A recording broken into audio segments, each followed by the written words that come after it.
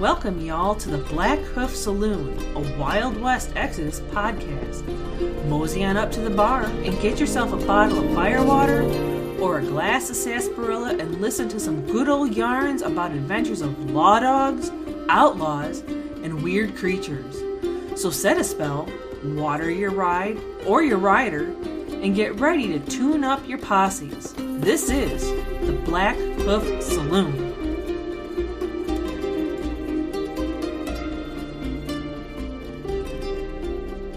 Howdy, howdy, card sharks, and welcome back to Blackhoof Saloon.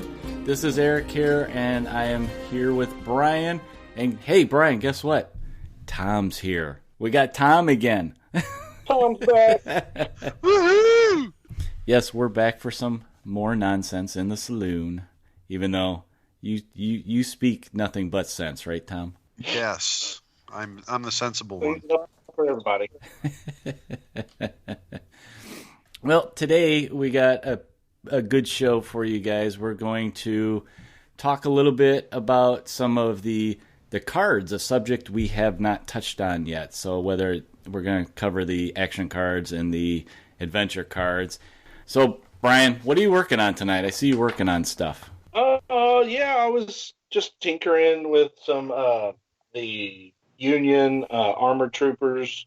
Now I'm messing with a heavily modified Doc Holiday. Is that the one that you built that has the table by him that got kicked over and stuff? Yep. Okay. That's the one. And he's holding up a hand of cards. So like Gambit style. Like Gambit style. Not to be confused with Gundam style. So this past weekend I kind of took a dive into another new faction. I kind of went in on Watchers. My local store got a big shipment of some of the older models, and it's just one of those sets. I have stuff from when Outlaw had the faction posse boxes, but I bought them to have them. Never really did anything with them, and my store got a bunch of stuff in. I was like looking at the Watchers, their first box set, and I was like, you know what? I don't have these guys yet, and with the new one coming out, the Amberclade, I want to get that one at GenCon, and so I'm thinking, well, maybe I should get these other ones so I have a little bit more to build on to. So yeah, I'm officially starting yet another faction. Did they have any King Scarabs? No, and I was hoping for that one. I think those things are like trying to find a jackalope in the wild. I mean, it really is. I was like, get that and resell it. Oh my god, I think that's one that a lot of people are really, really waiting for, because what does that thing go for? It's like $120 or something now. If you can even find one listed, they are rare. There aren't many models that you can, in this line that you can say are just rare. That's one of them. And I think that's because of that was one of those models from the Kickstarter, the second one, and that if you didn't get it in your Kickstarter, you didn't see it in the wild. Because I know that happened. It just was expensive. So nobody bought it. At Outlaw, all the big heavy vehicles were $80. Yeah. So even that model, I think, was even more expensive. So instead of just the regular 80, it was more. So that's why there wasn't a whole lot of them. And, War Cradle's been trimming the fat, so to speak, and trying to make those models a little more economic. Yeah, all the heavies. And so we may see that with the King Scarab. It may be modified to where it's not as heavy or not as much resin, so it can be cheaper. Obviously, the Wendigo, the price on them came down a lot. Yeah. In the new version, the Great Elk shrank a little, but it's much more economic. So that's the trend. Warcrate is going to try to bring the price down. It may change the King Scarabs somewhat, but hey, all the other ones they re-released look great and are cheaper. So. Oh yeah, I mean the newest one that we're going to be seeing soon is the Fire Eagle. That thing looks great. They re-sculpted some of the wings a little bit, so the detail is just great on looked that like thing. Looked like they resculpted the heads too. Yeah. Well, they didn't have they just had the one option before, so now we got the option for the Thunderbird, which is kind of cool. Yeah, it kind of has sort of a vulture-y kind of head on it. Yeah. Yeah. So then we can slap that sucker down on the table and screech as we're doing it. Screech. Yeah, screech. Wow. Not from. Yeah, there you go, caw. But so before we get on to our topics today in the show, we wanted to go over a little contest with everybody. So wait, Eric, you don't even ask what I've done? Well, Tom, I think I know what the answer is already. I still want to be included. Okay, I'll include you, Tom. What have you been working on, Tom? Nothing. You son of a... You've been reading and studying, right? But, lacrosse season ended last weekend, though, so I might have a month before things start up again. I've been thinking about my union troops and putting them together, and I'm gonna try to paint them comic book style. Oh yeah, that's right. We were talking about that on the side. You're basically brainstorming, so you're planning. So what exactly was your plan here? You wanted to do with your union, Tom? Oh, I want to do them like comic books, like make them really bold colors with a lot of black lining on them, kind of make them thick looking. It might not work; they might look like crap, but how's any different than anything else I do? Well, that's when you dip them in green stuff, or not green stuff, simple green. You dip them in simple green and you start over. See? So that's what I've been doing. I've been thinking. Thinking ideas. Just send them to me. I'll paint them for you. There you go. All right. Okay, we all heard that.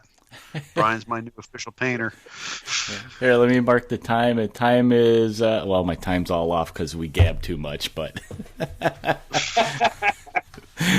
We gab a lot outside of recording, and I just cut it out, so it's hard for me to say what time a show is. Off recording too. But yeah, so before we get to our subjects, we actually want to go over a contest with all our listeners. We're doing another contest, and this contest, what it is we are giving away a 2-player Red Oak starter set, and this starter set was donated by one of my local stores, the Gifted Games in Grayslake, Illinois. And Tim, the store owner, came up to me one day and he's like, "Here, I want to donate something to you." And I was like, "Oh, okay." And he handed me this Red Oak box set and he said, "Give it away on the show." So he knows, all three of us are really trying hard to, help build a community and stuff, and he thought this would help, help us do what we're trying to do and give it out to the community and all the listeners. So, Brian, do you want to go over how we're going to give this away? We're going to do it real simple, not like you guys have to submit anything. So, for this contest, Brian, what do our entries have to do to win that Red Oak box set? Okay, so we're gonna make lists from our 3 big platforms that we distribute and kind of announce all our videos on. So if you follow our podcast on Podbean, you'll get 1 entry. Yep. So if you aren't already following our Podbean, do so, and you get an entry into the contest. All those who are already following our Podbean already will have an entry. Yep, you're entered already. Yep, you're already in it. If you go to our Facebook page, you like our Facebook page, we're going to take the list of all our Facebook likes, and that'll be another entry. And if you go over to our YouTube channel and subscribe, we're going to pull the list of all our subscribers, and they're also going to be entries. So there's a lot of people who may have clicked those buttons a while ago, aren't even listening to this podcast, may be a winner. Well, we'll find out when I try contacting them. I don't get an answer, and We'll have some runner-ups just in case. Yeah, we'll do that. But so there's the 3 ways you can get on the entry. Obviously, if you do all 3, you'll have 3 entries in the contest. So there you have it. Oh, yeah, guys. And listen, so with us pulling everybody's names from all the follows and likes, and the way it works, we can see most of you guys, but because of, like, Facebook has privacy settings, we can't see all the likes. So if you guys are one of those likes or follows that we just can't see because that's the nature of Facebook and YouTube and stuff, and you want to still participate in the giveaway, and you want to make sure that you get in the contest, go ahead and send us an email at our email account, blackhoofsaloon@gmail.com, and then we can make sure that you guys get on that list of names that we're going to pull from. So there you have it. We wanted to keep it real simple this time for this giveaway.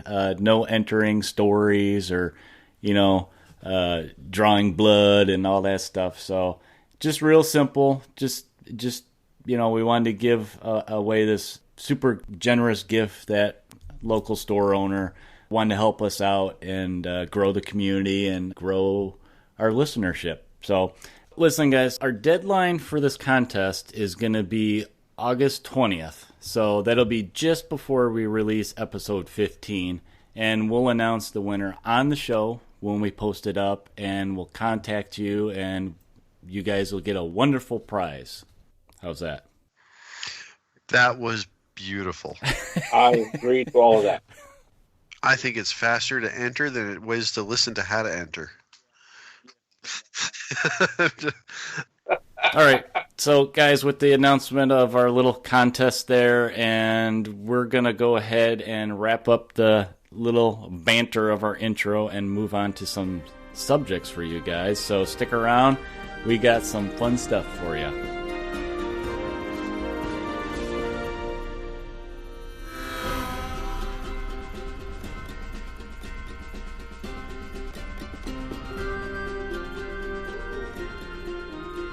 Okay, guys, I have some things to ask you since we're bantering on, and these are some questions. Where did they come from? Just made them up. Okay. They're things to make you go, questions.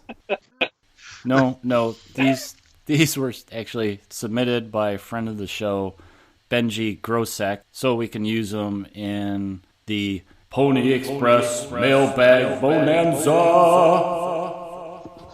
If we want. Yeah. And then one from my local store of a rules question that came up. So let's go ahead and get into the first one that he sent us. And we appreciate him sending in these questions because he sent in quite a bit that'll keep us busy for a while. So, what faction do you guys like to face the least? And his second part of his question here is, what are the tips or tricks and other strategies you need to have success against them? So, Tom, what is the faction you don't like to see on the board, or you don't want to see on the board? Hex? Hex. Okay. They're ugly and slimy, even more so than the Enlightened. They've got the freaking hexaliths. They can deploy portals right at the beginning of the game, and I don't like them. Well, it makes me feel good about all my constructs and my Frankenstein guys. Even though, it kind of makes me feel sad too, because I like the creepy crawlies. You like ugly people. That's fine. Well, they need love too. What about you? What about you, Brian? What faction do you not want to see across from you on the table? I think it was the Watchers. The Watchers, yeah. Quite a few powerful, options in their posse lists, and they do have one of the hardest to survive hands unit with massive fire to bring down on your head. So. Yeah, I have to definitely agree with the Watchers. They do scare me quite a bit. I see them a lot on the table, and they hit hard. They just hit hard. I mean, what do you do when you are faced with them? I mean, how do you deal with them?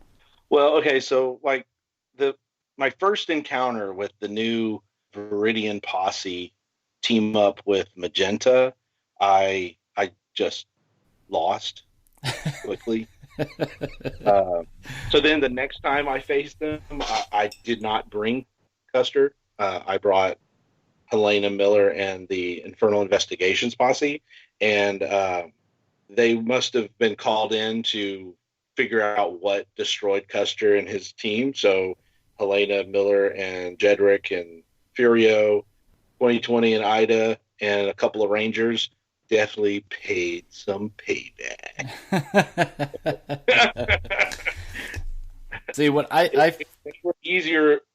It was easier for them to survive the massive fire. Yeah, and in that also there was ability to take out his cannons because Helena Miller or disrupt. She quickly took the cannons off the board, and then Furio and Jedrick were able to take out Magenta. So the second time I played the new Watchers combo with the new Viridian toys, the cannons and the grays and Magenta, the Infernal Investigation posse had a much higher survival rate.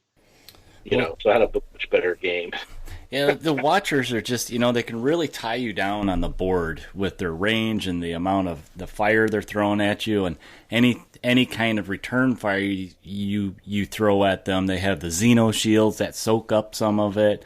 Right. A lot of times I find myself just, avoiding them, going to the other side of the board for an objective or something, mainly because, this game is not really about confrontation and engaging so much as it's, you want to get those objectives and those objective points. So technically you don't have to engage with them. So it's kind of like just that game hide on was them. Before the change. It was a game before the change of stun. So stun affected the unit, not the model. And the scenario was, the one where you hold building points for objective point. Higher ground, yeah. So I had to engage the building, and he had plopped his grays in it. Oh. So I literally I sprinted across the board with Furio and Jedrick straight into that building and engaged it. So limited their ability to shoot out from it. Yeah. And proceeded to keep them stunned, and Furio just finished them off, So, I mean, that's how I handled it then. But since then, when I fought them, the stun doesn't work quite as good because it doesn't affect the entire unit. But the locking them down to hand is literally the way to circumvent. Yeah, because they can't shoot at you then. So, however you can get it done, get a strong, survivable hands unit right up in there. Yeah, and I think the last time I fought the Watchers, he literally was pulling stuff like he would dive out of the building just so he then could turn around and shoot at me. So I would get those engagement freebie backstabs, and then I would then catch up. But it was funny because he knew he was locked in. He couldn't get. I want to say I had dwindled him down, so it was like when he was doing his run away from me and shoot, it was like, oh, he's only going to get 12 shots, and then he's only going to get 8 shots because it just kept killing the next guy. I was chasing his grays around the board. So here's a question for you guys: wanted dead or alive? Your public enemy number one. So what model has had the most success against you? What model is your public enemy number one? Do you have one, Brian? Well, okay, so I don't tend to play the same guy and faction over and over again. One of my most devastating losses was when I took Custer and Magenta. I destroyed him in the first round. So that probably going to be it. Okay. And every time I faced her since with different posses, I was nervous. just nervous. I think so for it's hard for me to pick one because Watchers are pretty tough in my meta. For a while, we had a player that was in our group that was very heavy into Union, and every time I went up against him on the table, he would just make me kind of nervous. And I did my fair share of facing mercenaries, but if I had to name one, I think it would be Tesla. I mean, that model just had so much going on with his abilities. And granted, this is like when I was playing pretty much just my Enlightened, that he would just shut me down with those models and that range that, he had. And Disrupt. Yeah, the Disrupt would just... Disrupt. Oh, my God. It's deadly on constructs. Yeah.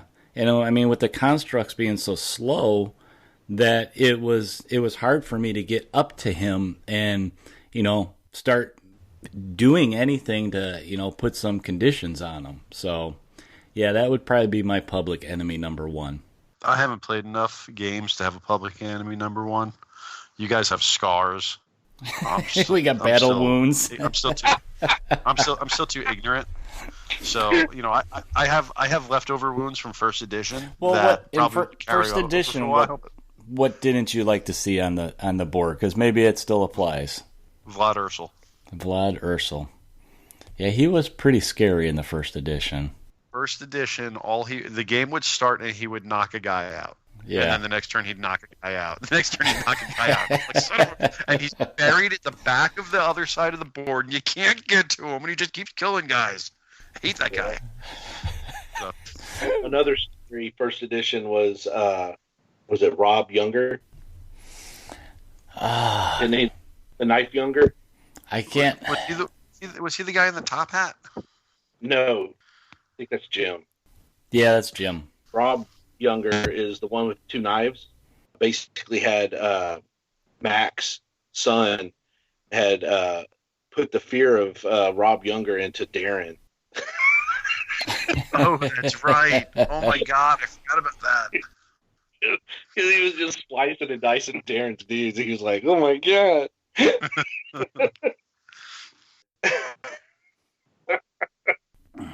Okay, so let's do one more. And then my last one was more of a general rules question, but I had this scenario pop up where two guys in our play group were playing, and so Marcus is in a building, right? And the guy outside moves next to the building to get basically that into melee outside. Now, Marcus gets out of the building. Does the guy that's outside, is he able to backstab Marcus? I mean, because it was a fairly good-sized building. I wasn't sure how to answer that rule. So I would say you got to go rules as written. You're leaving melee, hand-to-hand combat. The building is insignificant in that sense then. I believe that the building is insignificant. You go by the rule. You were in melee, you're leaving melee. So they you can inflict do a backstab. whatever penalties are involved. Whether it conceptually makes sense or not doesn't matter. That's what the rule is. Right. So rules is written, man. Yeah, there's no rule in the building section that would prevent, a backstab, a backstab to work. Yeah, so it's like as he's going out the door, the other guy threw a knife through the window. Okay, that's a good visualized. Man, I can't talk. I can visualize that. Yes, thank you. Backstab is like, say, you and him are stabbing your swords through the wood of this building, right? That's the envision is the buildings are porous enough that you can. You're jabbing your sword out the window, and he's jabbing his knife out through the window, and you guys are battling it hand to hand. At the point that you decide, hey, I'm not going to fight him anymore, I'm leaving, you're going to turn around. And that's the sneak attack, it's happening when that happens. So you're engaged, and you're ending your engagement. The point you end your engagement, not ultimately how you get out of the room. Yeah. You know what I mean? Yeah. So it happens at the point you decide, hey, I'm bolting, you get hit. All right. Yeah. Unless you have elusive. Well, all right. Thank you to Benji there for giving us some short topic subjects. And if you guys want to send in some suggestions or stuff for us to just chit-chat and talk about, go ahead and email us some stuff. It helps us, if you guys want to pick our brain with some short topics, we'll more than be happy to talk about it.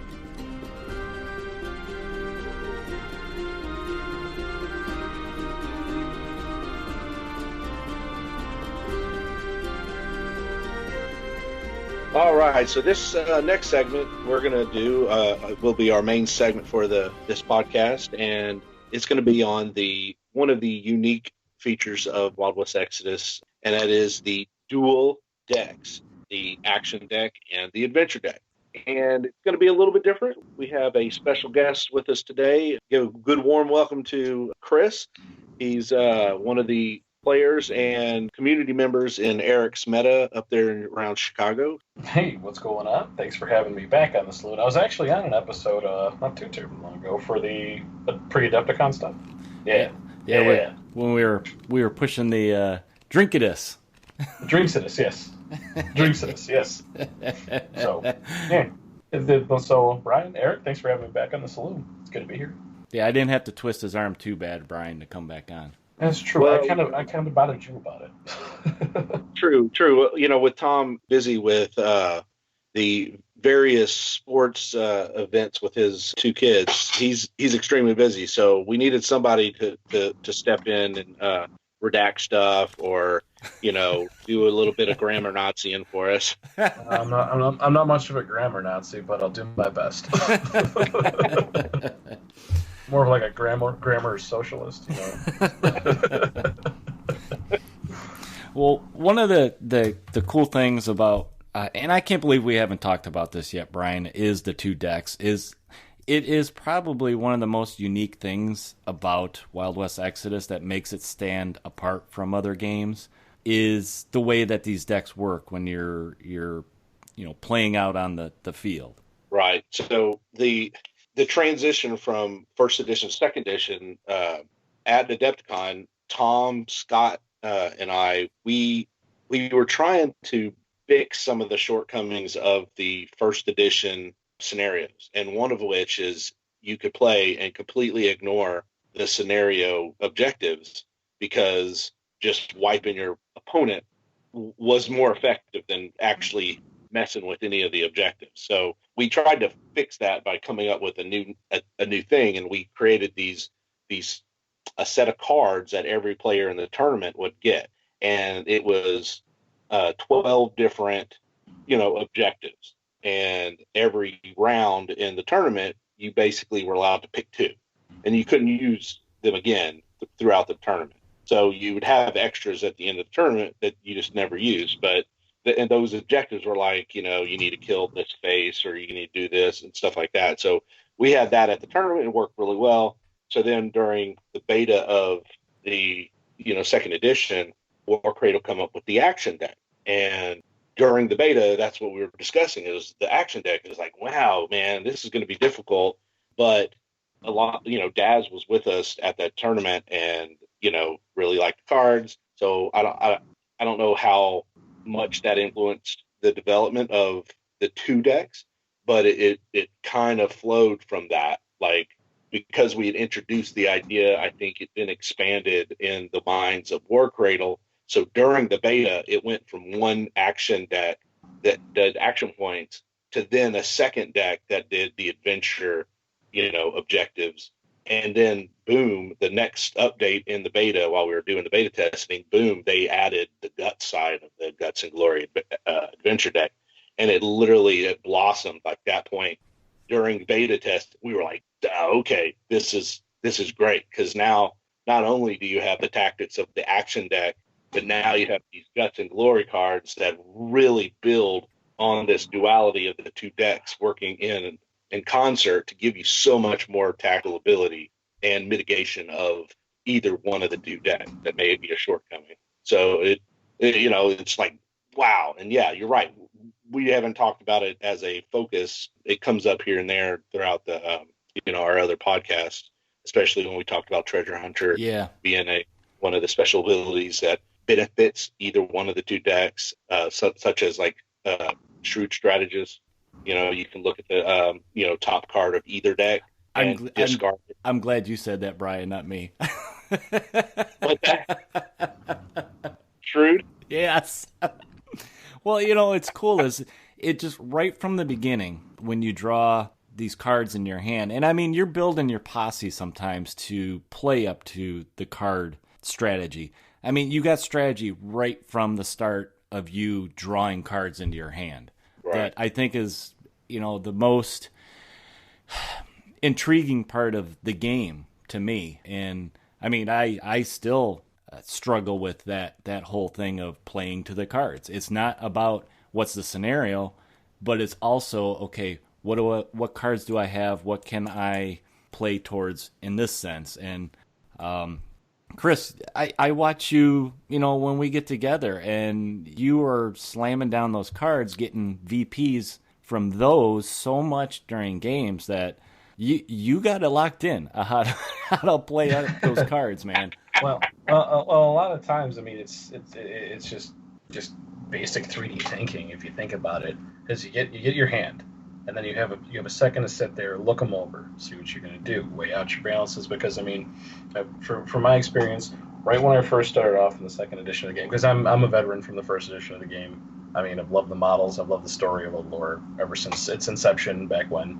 And when second edition took off, I mean, I was actually kind of hesitant about the dual deck system. It just seemed like a lot of bookkeeping. But once me and you started playing it, Eric, you were kind of like my first main opponent with second edition. So, but when we started playing it, it was actually a lot easier to keep track of everything and kind of be able to strategize from a standpoint of a beginning to end of turn type of situation. So, yeah, kudos to War Cradle. That's a big thing. Yeah. But I mean, like you were saying, Eric, I mean, it may seem like I'm getting lucky a lot of the times, but it's all just basic strategy right at the beginning of the turn. I mean, you look at it, you see, can I score this? Yes or no?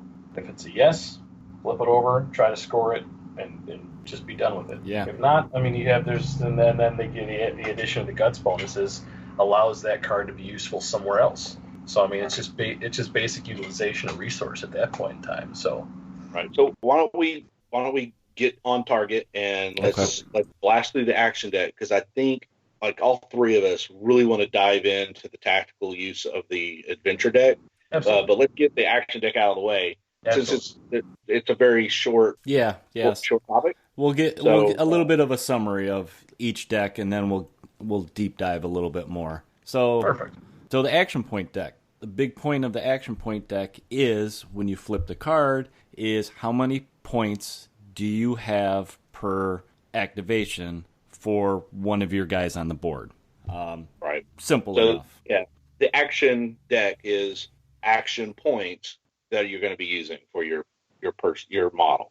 And the way it's built, it's 48 cards, and there's various numbers 1, 2, 3, 4, and 5 in that deck.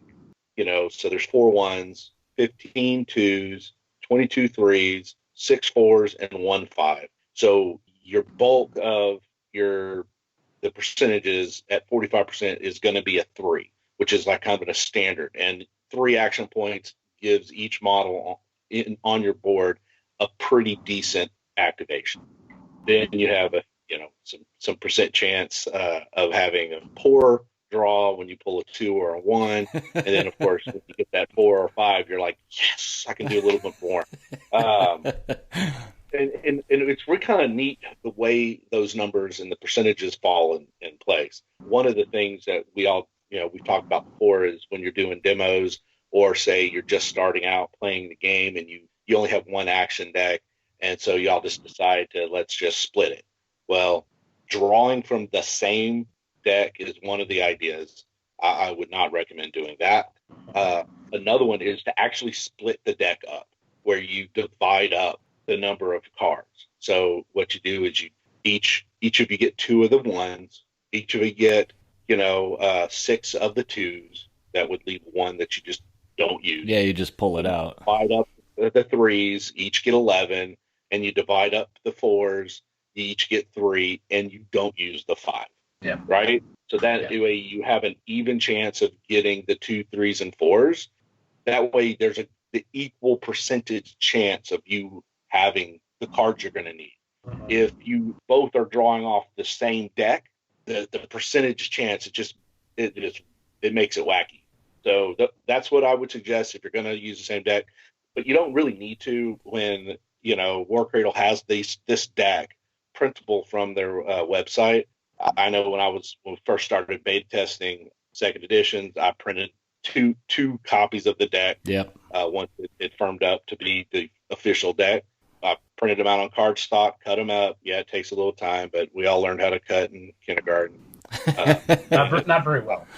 Not very well. I tell you, I had a cramp in my thumb. You had that indent too. Cutting through all that cardstock. That on-set card. Yeah, it was rough, But I still have those 2 decks. So anytime I'm running in and someone shows up and doesn't have a deck of their own, I have 2 full sets of official War Cradle, but then I also have 2 full sets of the cardstock printouts that I had made originally. And so I can always loan those out, and they work perfectly fine. So that's the action deck. Eric, do you have anything you wanted to add about just the use of an action deck? The other significant thing about the action deck is the smaller number they have up in the corner.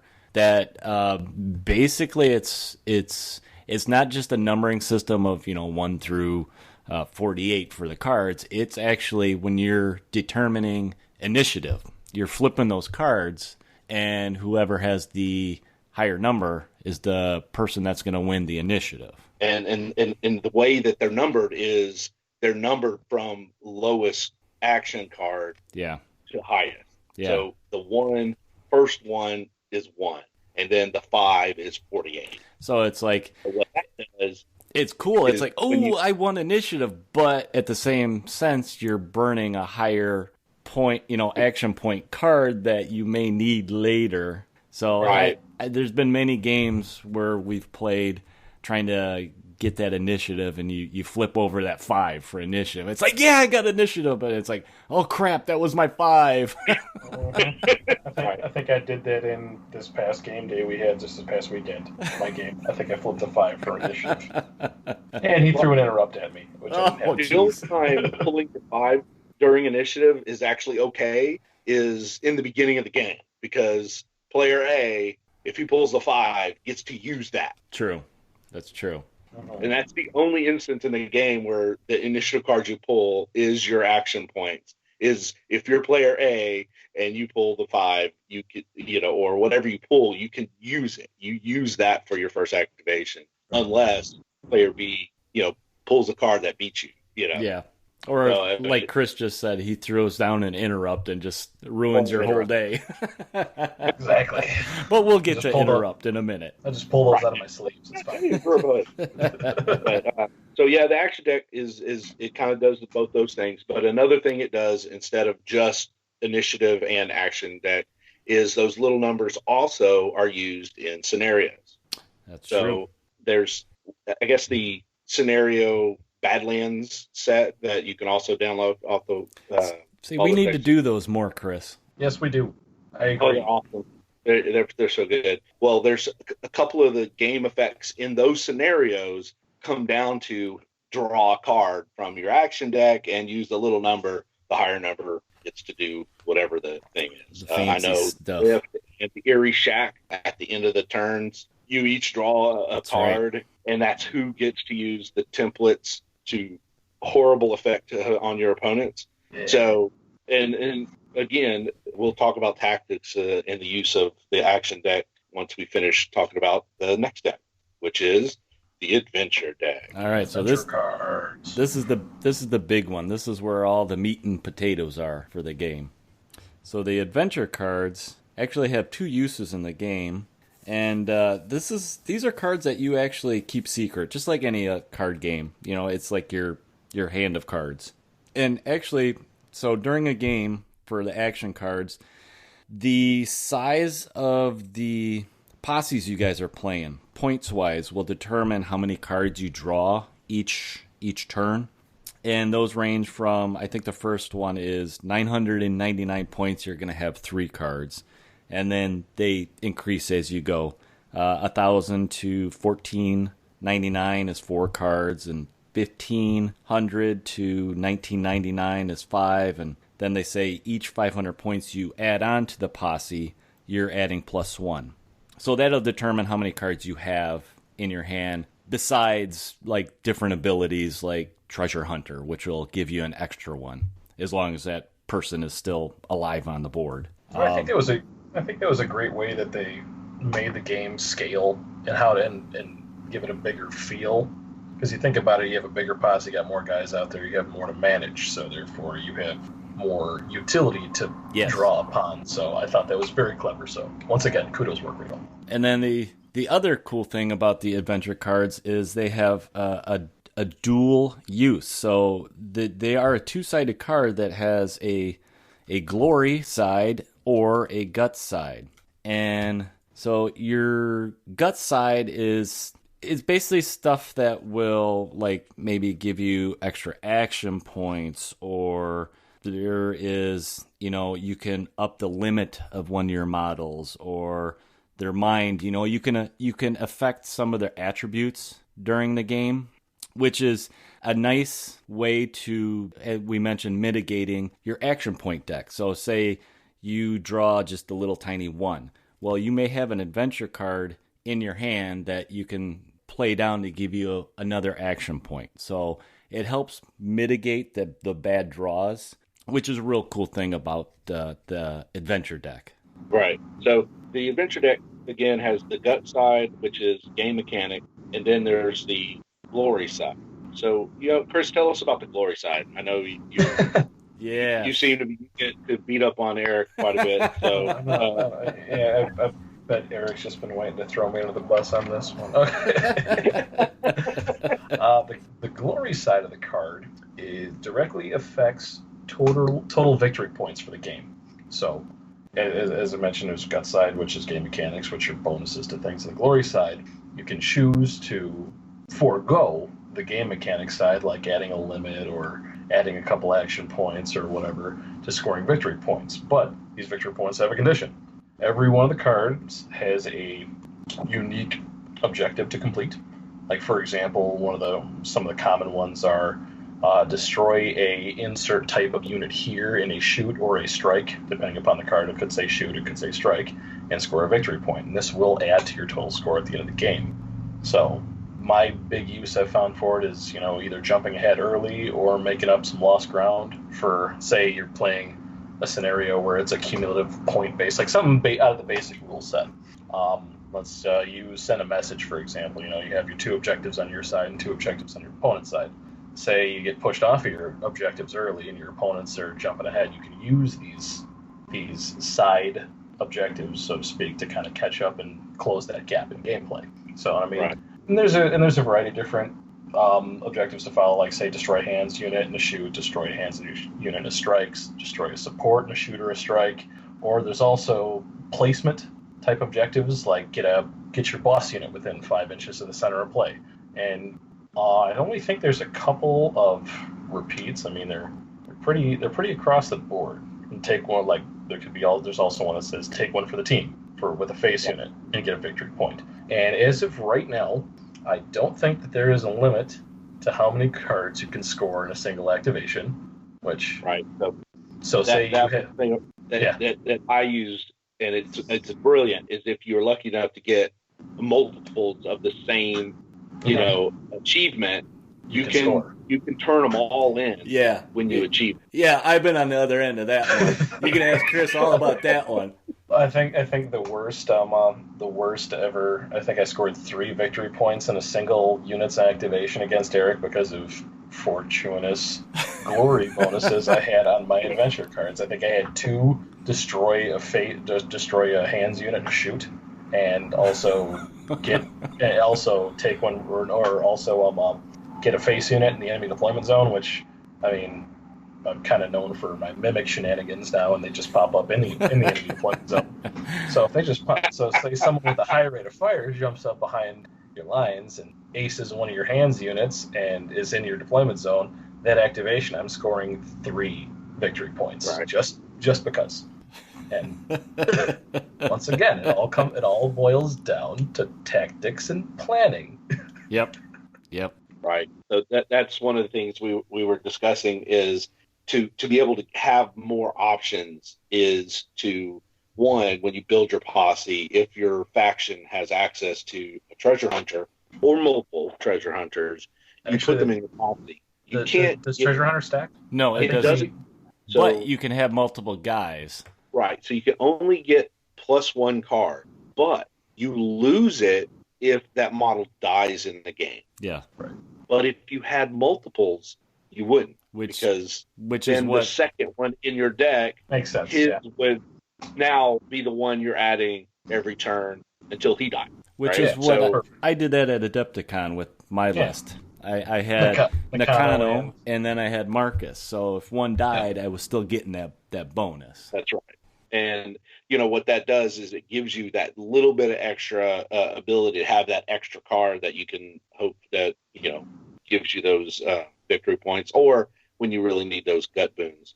One of the other things is every turn, at the end of the turn, you can discard cards that you won't be able to achieve, or has a guts part that you're just not ever going to need. So you can discard that in the hopes that your new draw will get you what you need. Yeah. Beneficial, useful stuff.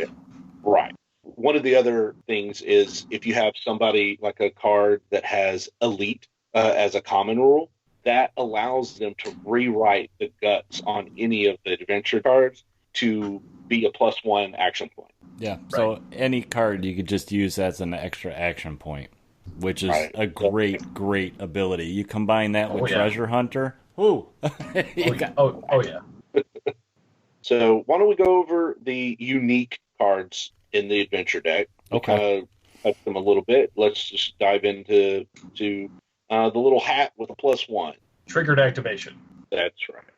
Okay, let's see. Triggered activation. Let me scroll down here. Triggered activation. Basically, at the end of any, I'm just gonna read it verbatim. Your adventure card has this symbol on it. After making your first activation, you may declare you'll be making a triggered activation. You must reveal and discard the adventure card with the symbol on it that enables you to do so. Once your first unit's activation is complete, you may immediately activate a face unit within 8 inches of it that has not activated this turn. This is treated as a new activation, requires you to draw a new action card. Further, unactivated face units within 8 inches of the activated face may make a triggered activation, provided in each instance you can reveal and discard required adventure cards or have the reveal unit common rule. Yeah. So basically, you activate anything. Could be face, hands, unit, structures, whatever.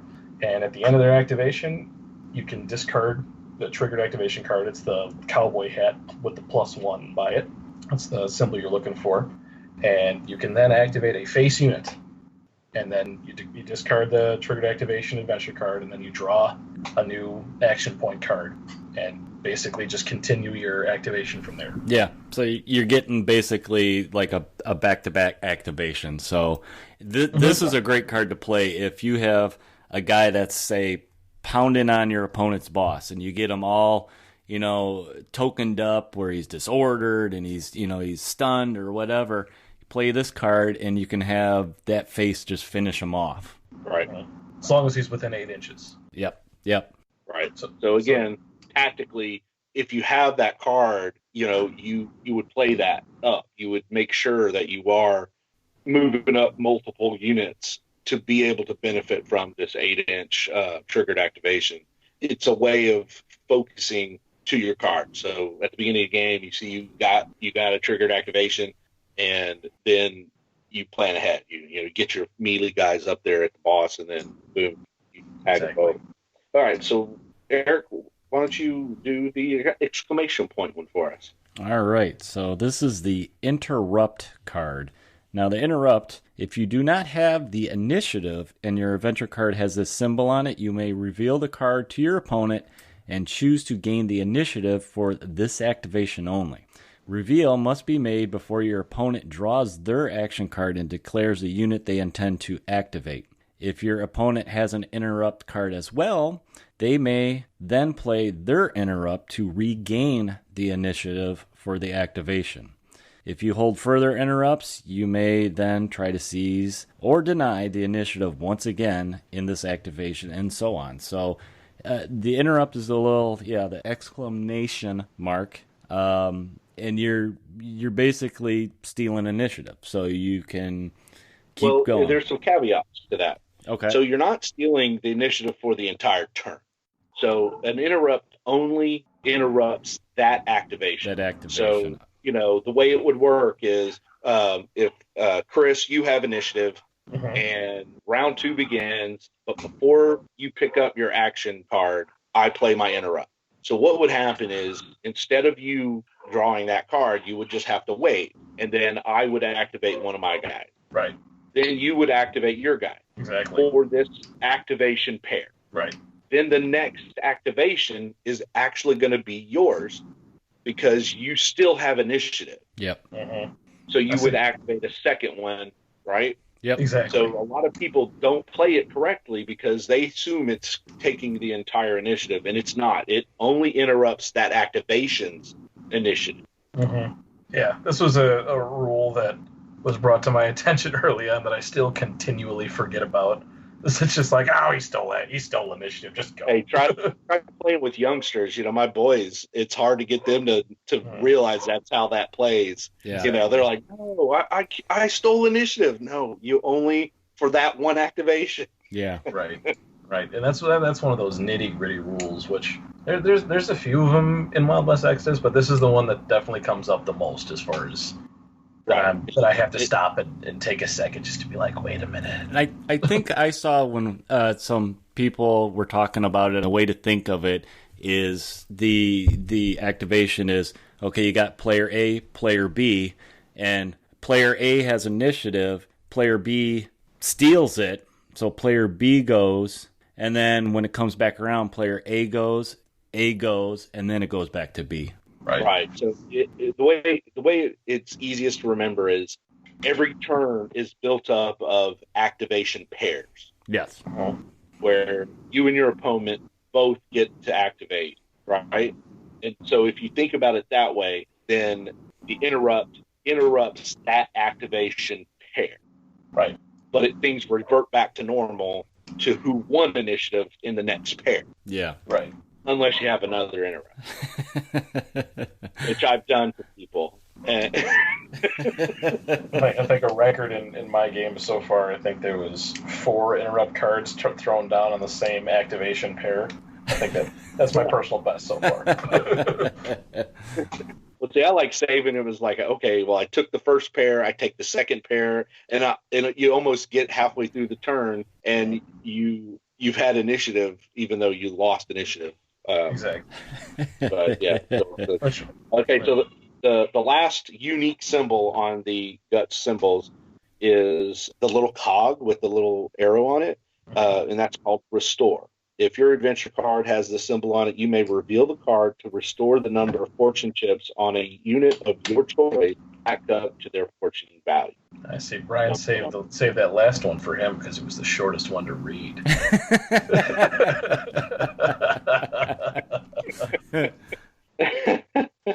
Well, okay. So anyway, it's actually one of out of the 3 is my favorite. So it actually has the biggest impact for your boss, right? Yeah. So say you're having a really bad turn, your boss is just now being activated and he's already got no fortune because he's been saving all his troops this whole turn.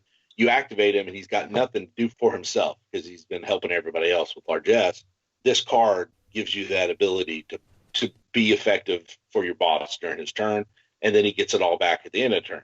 Another thing is say you have, like, I don't know, Custer, and you get to going and you need a lot more fortune. Another 8 fortune during your turn is going to be really big of an another thing is like Jesse James or Doc Holliday, more for like, Jesse James. if he successfully uses Gamble, one of his special abilities, he has no limit. Yeah. So having a Renew gives him the ability to use more fortune to buy more actions because he can keep going. So he can literally just keep at it as long as he has resources to spend. So that is really big, and you can turn the tide of a game with that Renew. And that's why I think that of the three, that one can have a really big impact if used correctly, and you tactically you plan ahead and get that go. I've used that exact same tactic in games before, where you pop Gambler with Jesse James, and he can just run up the board and do whatever he wants. And then I had 2 restore cards in my hand that turn. So good God, yeah. He definitely broke through an entire Union line by himself once. That was fun. And the other card that actually helps with that is there are 4 +2 action point cards in the adventure deck, and those are big too. Yeah, I've had Helena on the board during an activation, and I had 2 of them in my. So yeah, she benefited quite a bit with an extra 4 action points. You got one of those +1 limit cards in there too. but of course, as with any kind of deck drawing game, it's all about the draw too. Right. So with 60 cards, there's a lot more variety in the adventure deck. I did count up. There are 11 teamwork cards. There's only 4 of those +2 action point cards. There's only 3 fortune renew cards. So there's not very many, so they don't pop an awful lot. And then there's a bunch of the +1 to different attributes, which are always surprisingly useful in opportune moments. The biggest limitations of the adventure deck is they only operate during the activation. So that +1 to your grid is good for that activation that you played it, and it doesn't transfer over into any other activation. So they're not long-term boons. They're very short-term boons. Yeah, and a neat thing about the adventure deck too is that whole, you need that guts card that gives you the +2 action points, but then it's like, okay, you look on the glory side and it has, destroy that face in a shoot action or whatever. So you're trying to find that balance of, I want to save this card for that victory point because that's what I'm playing towards. Right. That's my strategy. But then it's like, oh, but I really need this +2. So it's like you're trying to find that balance of, the classic Western card game. Know when to hold them and, when to play them. Yep, no, I agree. So one of the other synergies or tactics that affect your adventure card and your action deck is special abilities on units. So we've already kind of mentioned Treasure Hunter, which gives you a +1 adventure card to your draw for every turn that that model is still alive. But then there are other card tactics in the game. One of my favorite is Shrewd Strategist, and it's look at the top card of the action deck or the adventure deck, and it allows you to look at it secretly. Obviously, you don't show your opponent, but then you can leave it there, or you can discard it. So if it's a low number and you don't, you just don't want to have to worry about your next activation being the card you want to pull, you discard it. And it's 1 action point to do it, and it's just a very neat little boon that certain models in the game have that opens up this adventure card a little more for your posse. Eric, do you know one of the other ones? Elena Miller has one. Yeah. Well, my favorite one is on Creation 7 with his split personality. That it's actually you don't have a choice in it with his split personality. So it's one of those abilities that I always like to use, him in the Enlightened Posse, because when I flip that action point card and it just happens to be really low, like a 1 or a 2, if I choose to activate him, I automatically, with split personality, have to flip that card. So it's an ability that helps mitigate that low. card draw. Right. So yeah, split personality, the ability to or the mandate to draw a card definitely can help mitigate those ones if they pop up on you. Also got a Tactical Brilliance. My favorite personal card alteration special rule. So the Tactical Brilliance is that you gain +1 to your reserve checks using Mind attribute.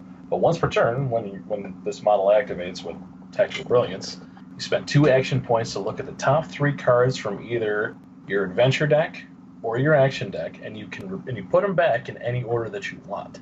So this kind of allows you to kind of plan your next 3 moves essentially, and set it up however you want to. I mean, usually I would see it used more for the action deck, so that you know exactly what your next 3 card draws are going to be, so you can absolutely plan accordingly and set them up in whatever order that you need. It is the most brilliant thing to do when you're playing Badlands, the Rift, or the Fury Shack. Yeah, definitely.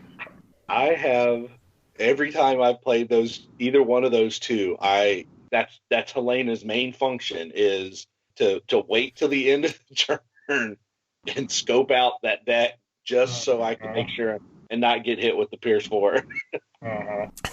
Yeah. So those are some of the special abilities that can help you kind of work with the adventure deck. Right. So one of the other ones, Marie Laveau, she has what's called Savant. Once per turn, when activated, the unit may spend 2 action points for its owning player to select and examine a random card in their opponent's hand of adventure cards. This chosen card must be discarded and any new one drawn to replace it. That's brutal. I mean, well, not brutal as an extra hit, but that's just nasty. That is nasty. Yeah. I would be ticked if that happened to me, man. Good thing we don't have too many Hex players in our local area. Not yet. Not yet, yeah. All right, so here is another one, also from the Hex. The third man has Fate Weaver. So once per turn, this unit, when activated, may spend 2 action points to look at the top 3 cards from their opponent's adventure deck or their opponent's action deck and shuffle them into any order and replace them on the top of that deck. Oh, so it's kind of a reverse of what Helena does, but you're doing it Tactical Brilliance, exactly. But you do it to your opponent. Yeah. So again, I'll that fix would you. be a very good tactic to use when playing Eerie Shack. The Rift. It's also good if you know you're about to bring out your big gun or your big one of your big melee guys, or you have something you need to get done and you want to make sure they have enough action points. But depending on the scenario, those 2 scenarios, it just screams, this is when you need to use your Tactical Brilliance or Fate Weaver. It definitely gives you some boons. I'm not sure if there's any more. I think we've covered all of them. Yeah, I mean, we mentioned Gambler with Jesse James, and then Doc, it's a very similar thing. He can take a peek at the cards and, kind of manipulate the cards for your activations. But, so other than that, those are some of the ways that you guys can kind of manipulate the cards and what the cards are and how you can plan your strategy and your tactics when you're playing. Real quick before we end the segment, why don't we go ahead and name what our favorite cards are? Chris, do you have a favorite card that you tend to really love playing? Whether it's a guts or a glory, technically it could be the number 5 action point card, but I think that's everybody's favorite. That's everybody. That's too easy. But my favorite card is always and forever going to be a card that has the glory bonus of destroy a hands unit in a shoot action. Yeah, there's many times when you're kind of. You make sure you guys, when you have these cards, you read them and know, because sometimes it's real easy to mix up that shoot and strike. I've done it. Yeah, there's been many times you've gone for that goal, and it's like, all right, I destroyed that unit, and it's like, oh crap, no. it was supposed to be a shoot action. I beat your face in. Dang. Or, oh no, I accidentally used my strike bonus card for Glitz. And I kept that shoot one. Exactly. Yeah, I mean, I think it's a tie between that or kill a face with an insert method here. I think that those are the cards I tend to gravitate towards because that's just my style of thinking. Because I like it. Can I score this? Yes. Can I score this easily? Yes. Do it. And that's just my gameplay. Because either I'm trying to close a gap because I'm behind in victory points, or I want to jump ahead. And the glory bonuses are a great way to do that. So therefore, that is what I will cast in as my favorite action or adventure card. Yeah, I've seen you, Chris, play to the cards more than the actual objective. Yeah, because sometimes you just jump ahead by that much, and you don't need to worry about the objectives anymore. Then it becomes a table control game. Yeah. Which I'm famous for taking small posses, so sometimes it can be kind of difficult for me.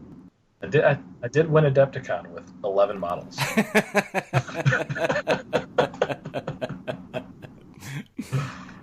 Sorry, Mike. Sorry, not sorry, Mike. Mike was a great opponent. I would absolutely 10 out of 10 would play again. So as much banter as we have on the Facebook group. Brian, so did the table survive?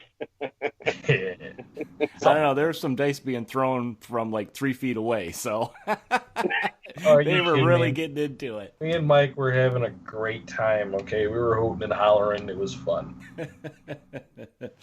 Brian, what do you got for a favorite? What do you like to? What card do you like to throw down a lot? I mean, you kind of mentioned one. The +2 action point card and the renew cards are pretty big impact cards, and so I'll go with those. Those kind of like share the same level. Obviously, there are not very many of either one. So I definitely have to agree with the renew fortune Restore cards. I mean, there's only 4 of them. Yeah, restore.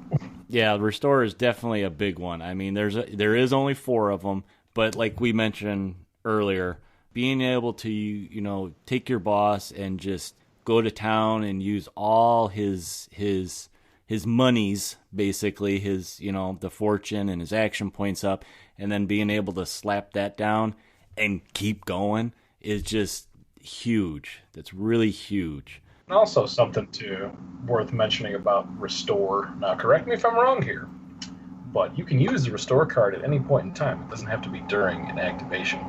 You can just renew your boss's fortune as many times as you like during the turn. If I'm saying this correctly, it doesn't say during any activation or any specific point in time. It just says comments and concerns. It says reveal this card and hit this card to gain the following for this activation. So it doesn't say which one. It just says this. They all say for this activation. Okay. So thank you for clearing that up. So typically what happens is when you have that phrasing, it could go either way. Some people say it can be done on out of activation, so it's not your activation, but it was during someone's activation. I don't think that is one of the ones that have been addressed in the FAQ. Maybe with many of the things, the wording in the game, it will be addressed with the 1.09 coming out. Mm-hmm. A little bit of rule clarification. Yeah. Well, I do agree, Brian, with you. Like, I was going to pick the restore also, so you kind of stole my thunder. But actually, one that I really like a lot, and actually, Chris, I have to nod my hat to you on this one, because the first time you did this to me, I was like, oh, you dirty dog. I can't wait. Wait. So what this one is achieve the following. Take one for the team with a face unit and receive 1 victory point.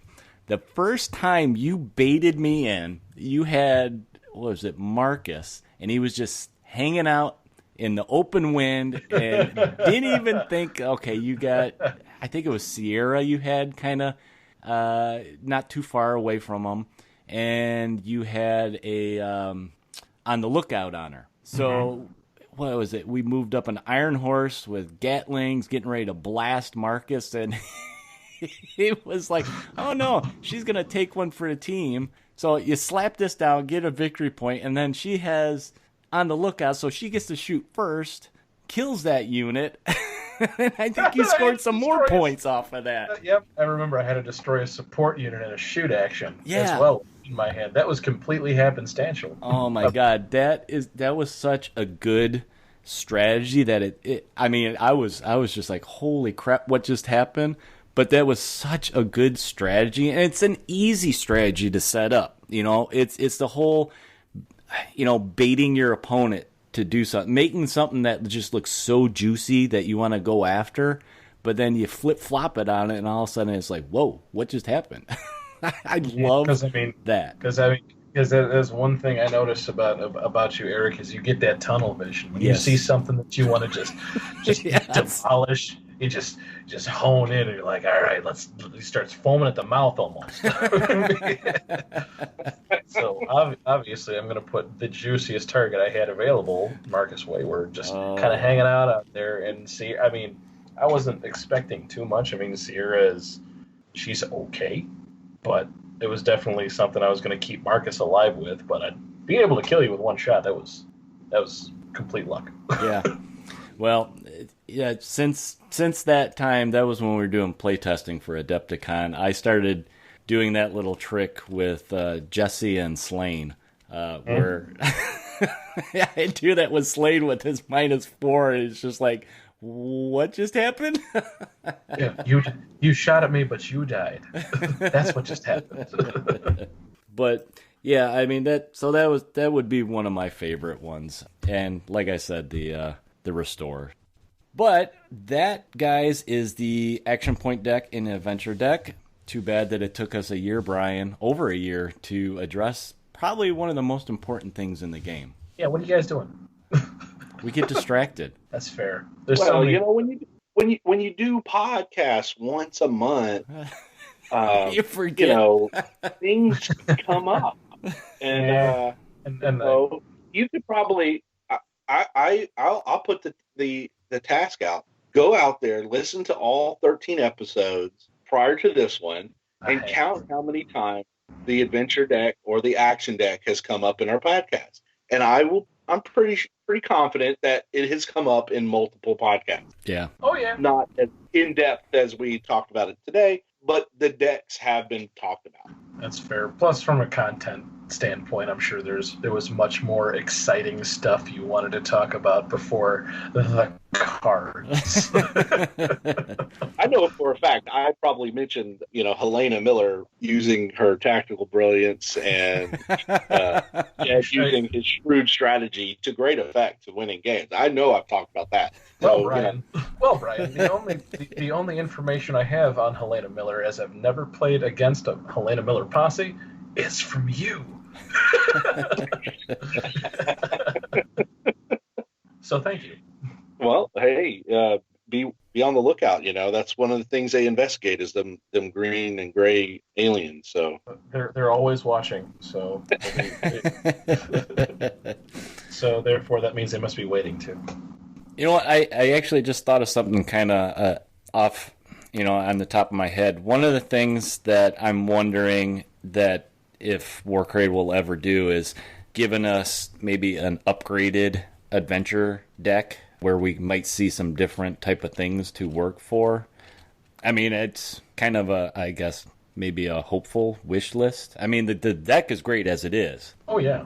I agree with that. But maybe like a second version would be kind of cool. Maybe some more in-depth glory bonuses or glory VPs. Yeah, they have talked about doing a special edition, set of decks here and there, or for a tournament where you show up for the tournament and you're given part of the tournament buy-in. Part of the tournament buy-in would be the new adventure deck for that special deck. Okay, and so you would have that.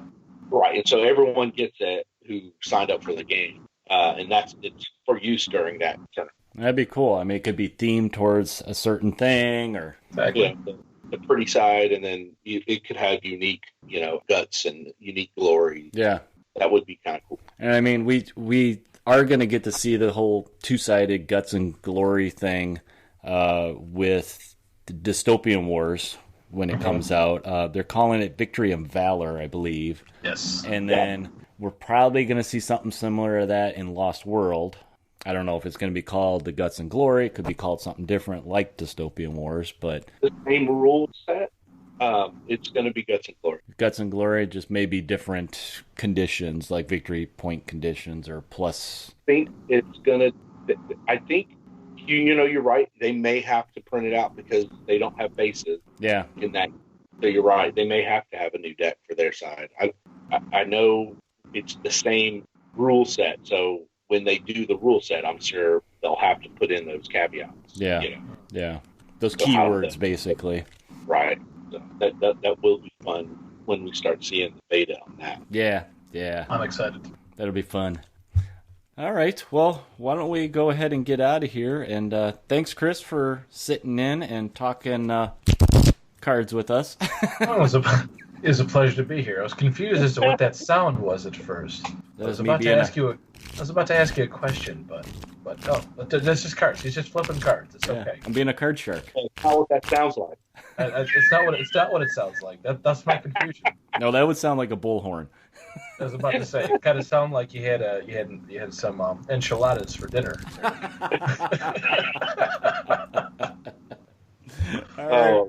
Enchiladas in Chicago? Hey, we got great Mexican food here, man. What did you say? It's a real thing. What did he say? So we got great Mexican food here. Really? Yeah, really. Oh, okay. All right, listen. Not all of us can be so close to the source. I will say this: we do not have great Chicago pizza here. No, you don't. We do not. We used to. We had one place that had a really good deep dish Chicago style pizzeria, and it closed shortly after I graduated from college, and then we mourned its loss. That is unfortunate. Well, if you bug Eric or myself, I can definitely ship you down one of those half-baked Lou Malnati's pizza. It'll make it to you. It'll be good. or Brian, you can get on your horse and ride up here. Get his iron horse.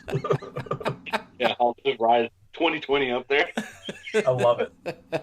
I'd pay to see it. All right, we'll go ahead and get out of here and we'll move on, guys.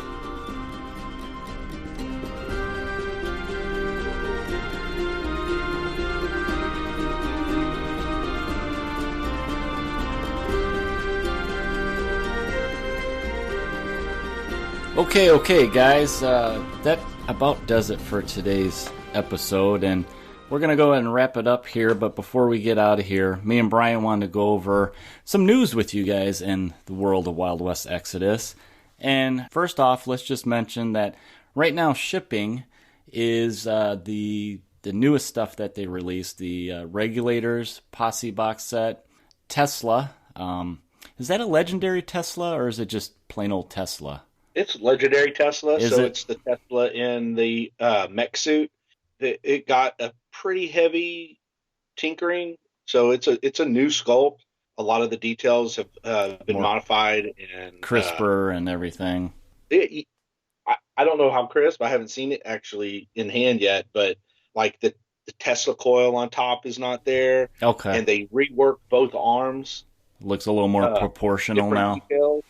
Okay. And then Tesla sits in the cockpit more like a person comfortably sitting in there instead of like chopped up and embedded in it. They kind of gave him the same treatment that they gave Eiffel. You know, they kind of expanded some of the, his little ride, so he didn't look like, I think I said it before, a fat kid in a big wheel. you know? So he looks a little more proportional. And then also another, I think a big favorite people are looking forward to is the Fire Eagle, which is actually it's Fire Eagle / Thunderbird. So you kind of got two different ways you can build this out. And this was the Warrior Nation's heavy vehicle that they just got done redoing. Right. So it's the Fire Eagle and Thunderbird. So there's two heads. and they're very iconic looking heads. Yeah. So you'll be able to tell them apart. So yeah, that's War Nation fans, look for that. It's going to be really good. Yeah.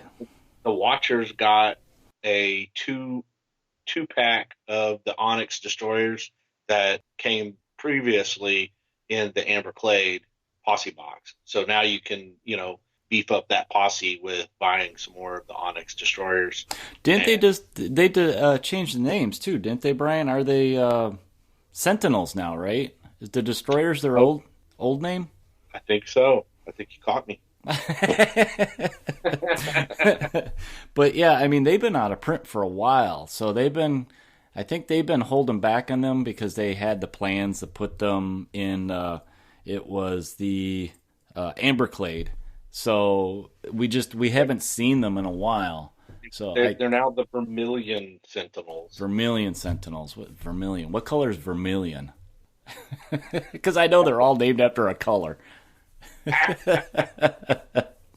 have to go get my color chart and look at it. And then we had one more thing too, Brian, that is shipping right now. What was that?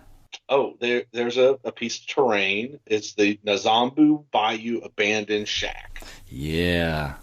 So we're moving out of the Red Oak town and we're going into the deep south of the bayou. So that's kind of cool because now, so those ones are shipping, and they just had, days ago, announced the pre-orders this would be for August, and to go along with that terrain, they have a new, it's called the Bayou Rotten Jetty, so it's like an old, just shack, I guess, and I think you're getting more of the docks and just kind of bayou scatter terrain in that one too.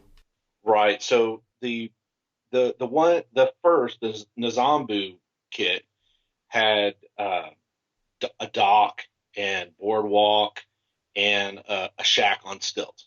Okay, it was on stilts. That's right. Right. And so the new one is a different shack. So you would have the ability when you put these together, you're not going to have a duplicate. It'll be a different worked bayou shack, and it's not on stilts. This one is is against the ground. It looks more like a cabin, right? Abandoned. They're calling it the abandoned shack. Okay. And it comes with some of the decking and things, but it also comes with like debris that looks like it's submerged. Okay. So it comes with some of its pieces are submerged debris, which is kind of a neat feature because it's not up on stilts. Yeah. There's a canoe, but it's just the top of the canoe. That's kind of neat. I mean, that gives me ideas already of like what, to try something different where you can put it in a swamp and okay, if you guys go off these docks and these, these walkways, it's going to be, what would that be? Like a hazardous terrain where it just slows, or not hazardous, rough terrain where it halves your movement stat. And what's really neat is if you like really look close, the okay, so I actually see there's another nickname they put in it also, the Rotten Jetty. Rotten Jetty. Okay. So I don't know what a jetty is. I guess that's a jetty. Yeah, I was like, so water should be. There's like an ad they embedded in the pictures, and it says the water should be safe. And it says pre-order Rotten Jetty now. But then I think that may have been the early name for it, but then they went with the Abandoned Shack. Okay.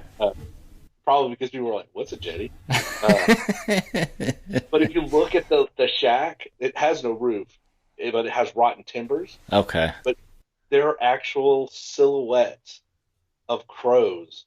What? And birds on the top of this shack. Oh my gosh. I can't imagine punching those out of that MDF. I'm going to bust them. I'm going to bust them, man.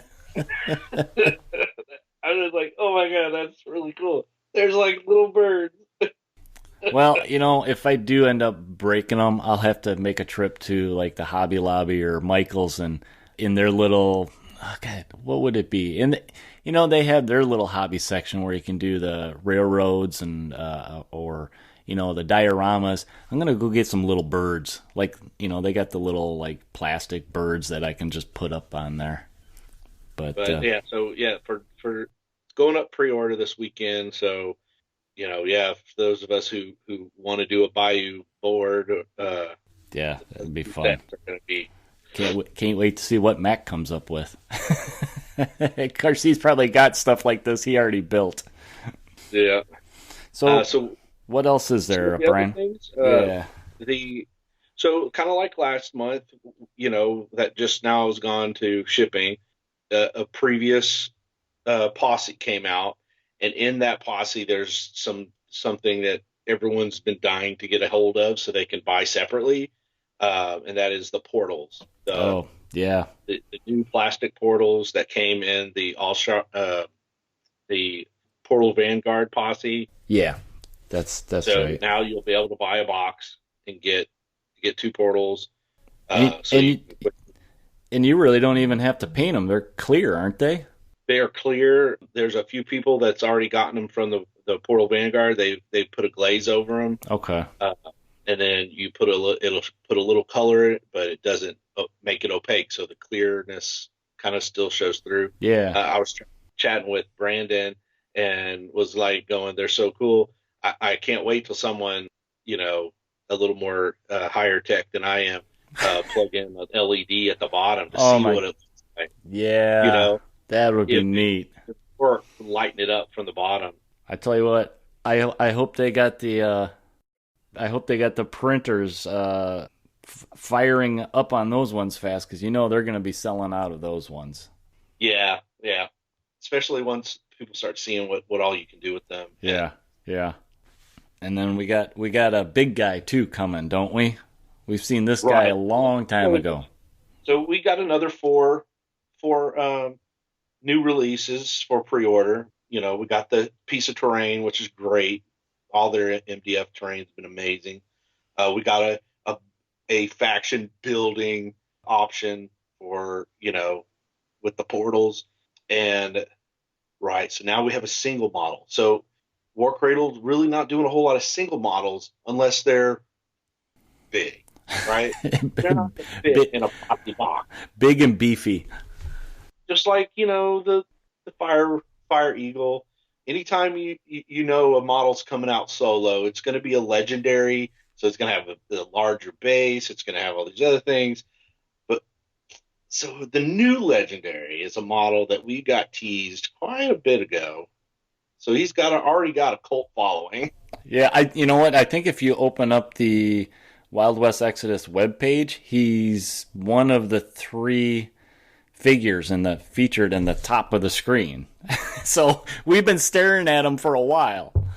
Well, he kind of goes with Wakasansi, and so it's a Dark Nation Hex model, the legendary Vorket. So I remember he was teased, I think, right before PAX or during PAX. Yeah, South. It's a while ago.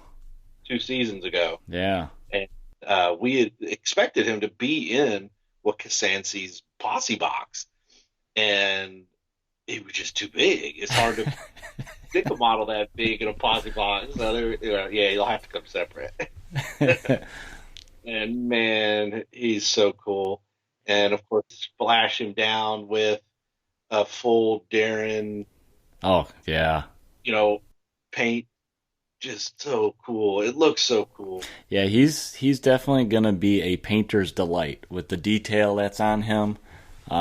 You see the front and the back pictures on their in their little news announcement of them, and it's just like, holy cow, look at all that detail. Yeah, okay, so he's so cool. I'm going to read his little blurb. The most common story told by locals is that Vorket was once the warrior nation. A large man with a prodigious appetite, he preferred his own company beyond the plains. In the foothills of the mountains, he hunted, fished, and roamed free, but isolated from his kindred, he fell prey to a malevolent wrath that corrupted him both in mind and body. Having fed him her dark energies, the spirit discovered Vorket's appetite remained unsated, and so she unleashed him on the world to kill and devour any living creature that crossed his path. Darkness is no obstacle for this creature, as almost blind he senses the beat of the heart, the quickening of the breath, and can taste the tang of blood in the air. Once Vorket hunts you, your doom is all but certain. Your fate is to be ripped apart in his toothy maw. Come on. And I remember when they teased him, we were talking about him a little bit. And so, if I remember right, we were talking about his spirit animal is the mole rat. This poor guy is a mole rat. Yeah, but he's like huge. He's like a giant. He don't know when to quit eating at the buffet. No. Oh man, yeah, that's gonna be a neat one to see on the table. Yeah. No, it's good. Okay, so the last thing, of course, you can't have a War Cradle release month without a posse box, and so we got the regulators. Yeah. The last of the outlaws without a posse is Johnny Ringo. Oh my God. Boy, this has got all the classic historical guys in it, man. Insert Young Guns theme music now. So here, I'm going to read the Cowboys blurb because it's pretty good too. The Cowboys include the disfigured and the spiteful Misty Mims, a woman wanted in numerous territories for violent crimes and with a particular hatred of Jesse James, the veteran prospector and ruthless killer Ike Clanton, his brother Billy Clanton, known as Chef because of penchant for knife play, the mysterious trick shooter Annie Mosey, who is wanted in for the murder of Francis Butler and Huldu Haynes in 1871.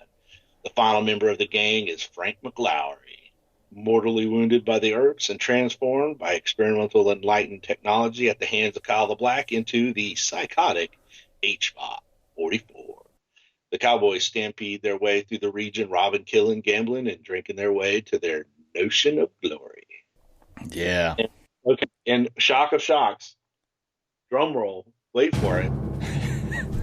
Every one of these models is a complete resculpt.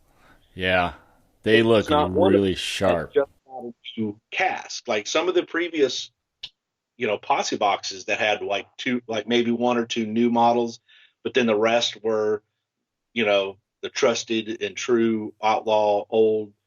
They just got they got spun in new cast. Yeah, but they only corrected some things. They didn't actually change the models.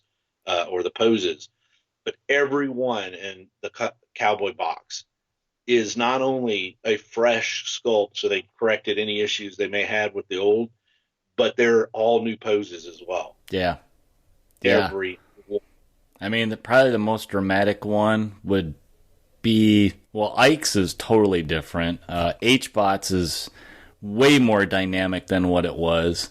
And even Johnny Ringo's, it's got more character in it than the original does. Yeah, no, it is I think they all have gotten a really good. Some of these models used to have a very just pose. Yeah, they kind of blended together. They're very individual now. Right. So, like Bill Brocious, he was standing with one gun out.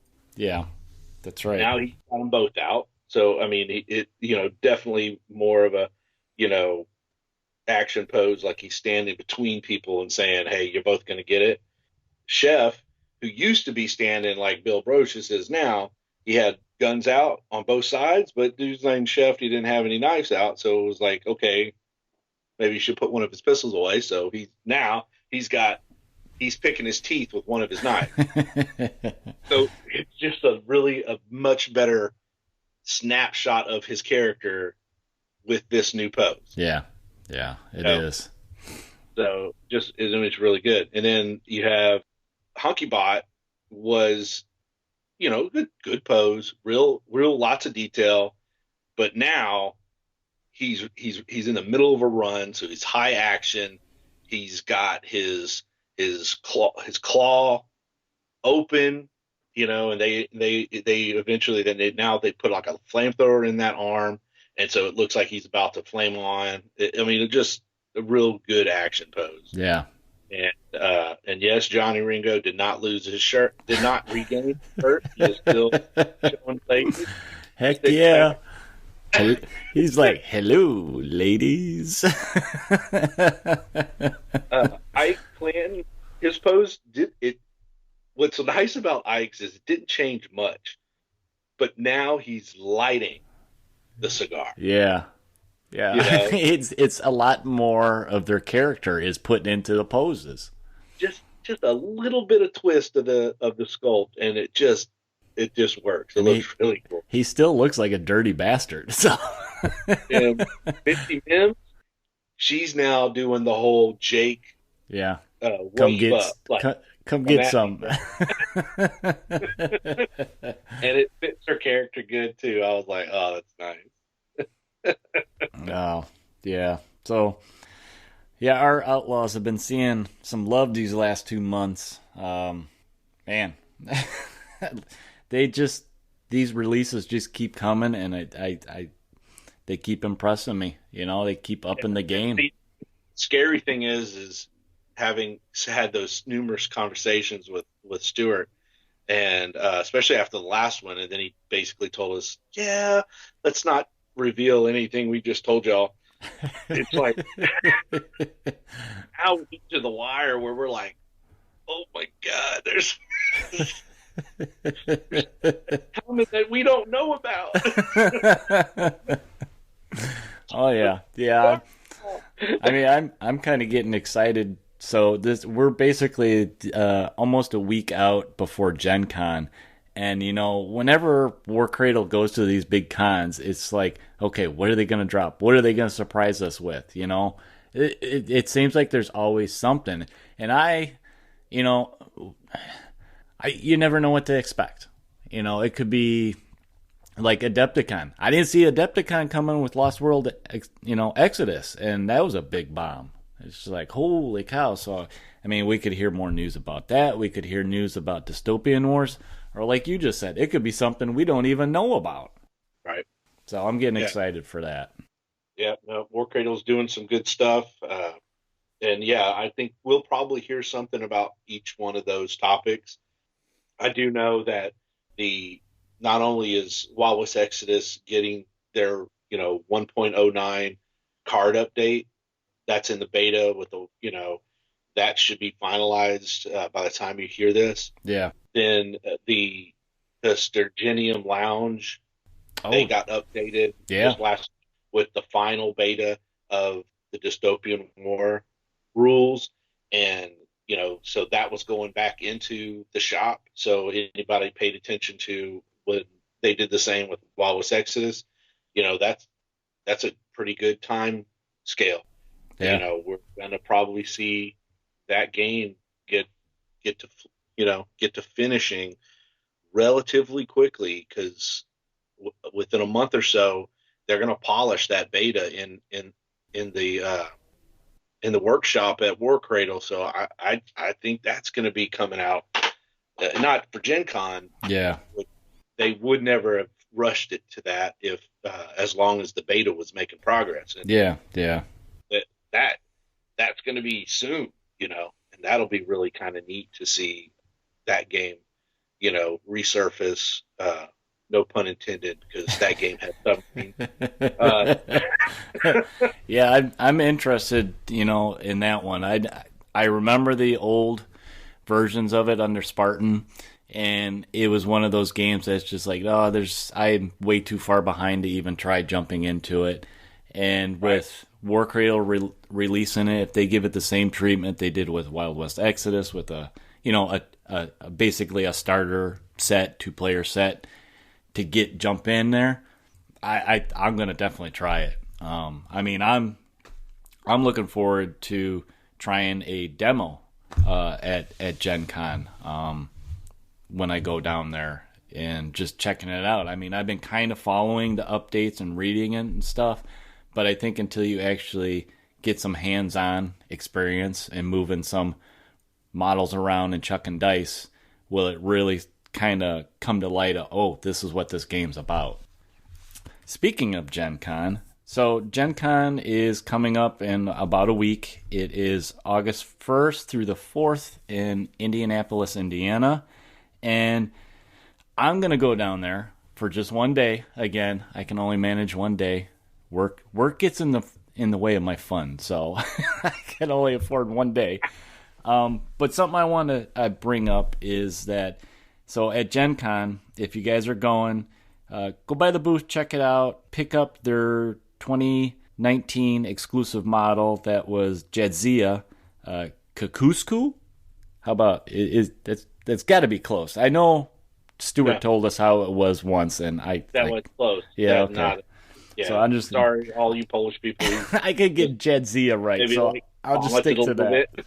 So she's the winged Hussar captain who, I know, it's just so bad, Brian. So she's actually an exclusive model, and she was like a preview model that they unveiled back in Adepticon, and she is a preview model of Lost World Exodus that can actually go in both games. So you can take her as a mercenary in the Outlaws. Right. So that's the key about that model is it is a Lost World Exodus model. And when they told us about Lost World Exodus, as a reminder, everybody, that game will use the same rule set as Wild West Exodus. Yeah. So the models will have some overlap. And with 1.09 card updates, you will see some of your Wild West Exodus models also pick up some of the traits needed so they would be optional leaders in Lost World Exodus posses. Well, they don't call them posses. They'll be, what do they call them? Detachments? Was that what it was? We Lost World detachments, and they're led by commanders, specialists, and then troops and support. Yeah. So support is the only unit type that would be, the same named. Everything else got a little bit of tweak. So troops, they're hands, right? So you can't bring hands, but you can't troops in Lost World Exodus. You can't bring a face, but you could bring a specialist. Yeah. So some of the faces in Wild West Exodus are military-esque type characters. They have likely picked up this new tag called specialist or commander. Yeah. So seeing some of those tweaks of how things are getting ready for Lost World Exodus is actually kind of neat. And her model, very similar to some of the other exclusive models, right now is only available at the show if you go. But during the weekend of that show, you can also go to their website and order it. They make it available during the weekend of whatever con they're at, that you can order it if you are, if you're unable to attend those cons. So I think that's a neat feature that they do that for some people. Right. So your local stores are also able to order them so they can sell them during that weekend as well.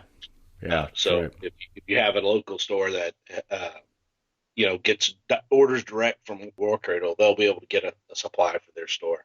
But yeah, so GenCon coming, we're going to probably have this podcast ready for you guys to listen to as you drive in or fly in. You can listen to it on your way to get ready for GenCon. And I'm pretty sure we will probably be back in the recording studio because we're going to want to talk about the aftermath of because granted, I'm only going one day, but I'm going to hit it hard, and I'm going to talk to a lot of people. And another thing is the war host, coordinator has set up a really kind of a neat thing for GenCon. We should be seeing a ton of stuff from war hosts who are going to be at GenCon, and they will be posting pictures, videos, comments, stories, everything. We should probably see a lot more things out of this con than we have before, just by nature of how she's kind of wrapped up. Energized. She energized everybody in the community. It's kind of cool to see everybody getting excited. So it should be neat. I think I want to say there's at least six or seven different war hosts from around the country that actually world with some of them coming from overseas. Yeah. But if they all are going to be posting their own pictures and their own, interview questions and stuff. So it should be fun. Yeah. So definitely keep an eye on the Dark Council. That's where everything is going to be popping up. Yep. So, and of course, our next episode, we're gonna probably dive in a little bit into 1.09 card updates. So don't miss that episode either. So yeah, we got a lot. We're gonna have a busy month next month, I think, Brian. But I think with that, why don't we go ahead and get out of here, and we'll wrap it up. If you guys want to get a hold of us, keep in mind you can send some questions or just discussion topics like we had earlier in the episode to our email at blackhoofsaloon@gmail.com. And go ahead and check out our Facebook page, Twitter, Instagram, if you guys want to see what we're getting up to. And I have been trying to upload more videos to the YouTube channel. I've been trying to experiment with unboxing because I know people love unboxing. And I think just recently I uploaded just a table setup, to help people get some ideas and stuff. The responses I've been getting from it seems like people really love it and are getting ideas. So check that stuff out, and we'll go ahead and get out of here. Listen, guys, when you're shuffling up your decks of cards, make sure you shuffle them up really good, and make sure you get that number 5 on top and the number 1 on bottom, because you don't want to see that one.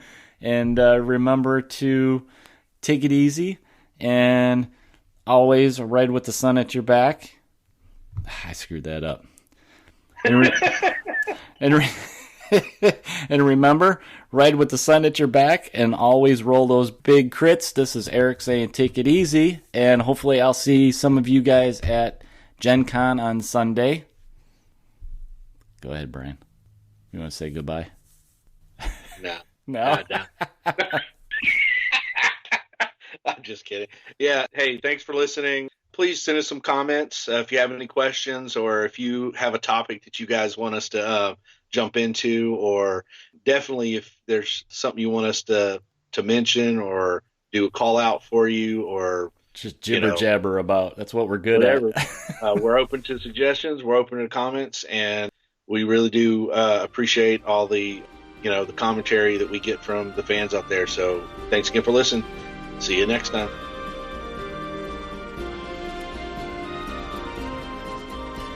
Thanks for stopping by the Blackhoof Saloon, y'all. We hope you enjoyed your visit.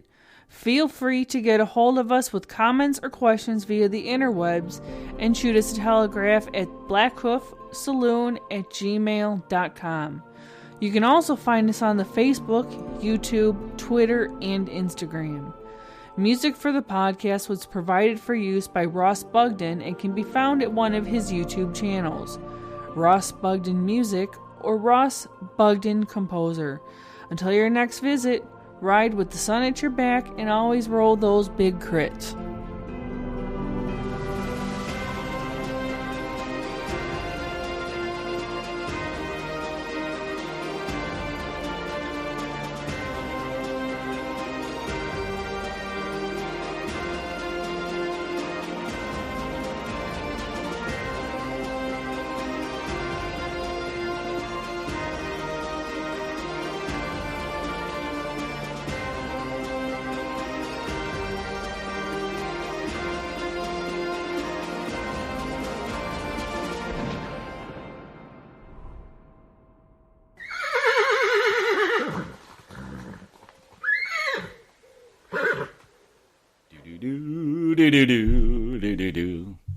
Don't forget to smoke that.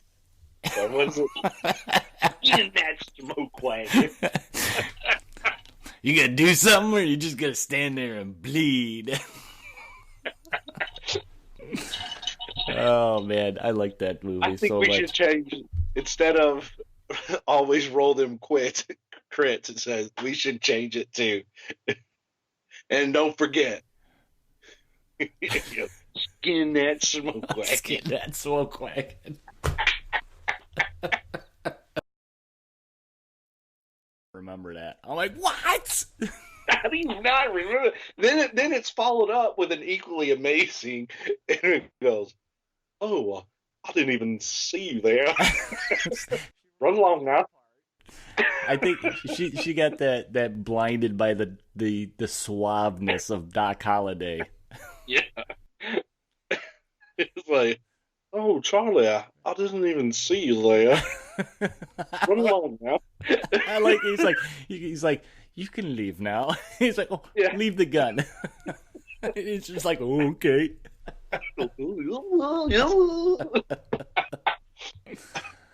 Oh man. So we're gonna make a post, right, Brian? And people. Right. So when this video posts, the contest will begin. So when this episode, which is going to be episode, We're on 14. 14? Yep. so episode 14, We're audio, not video. I could cut it. Just saying. I just want to keep going. Oh, you want to correct him is what it is. technically, Of course, I want to correct him. and this video now, he's been recording the video. You just keep turning yours off. So the episode 14 that you're listening to now is going to have all the description of what to do in the contest. So did I say video again? And then there's some video for you. It's an eyeball. Oh my god, I wish I had a picture of that. Oh, geez, that was awesome.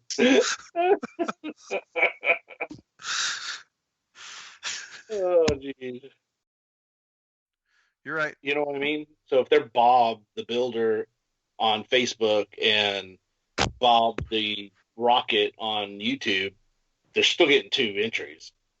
It's just when we contact them, we're going to contact them by that avenue. It's one or the other, one of the two.